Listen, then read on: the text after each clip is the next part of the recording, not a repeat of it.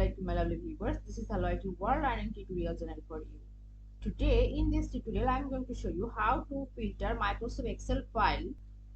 So for this case we will go to the Microsoft Microsoft Excel file. This is the file. So now I will do the filter options. So here the sort and filter. See here the filter thing. So first of all I have to click or select any kinds of row. So here the column name row that I want to filter the thing. So I will have to select first. See all the rows has been selected. Now sort and filter, click here and the filter sign.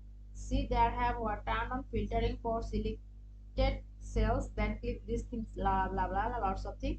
I will just do the select.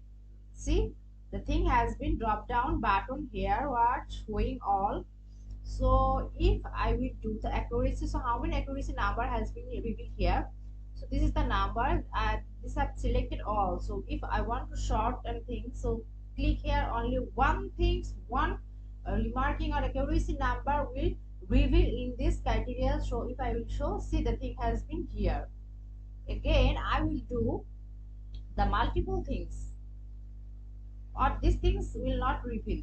See the three things has been revealed here.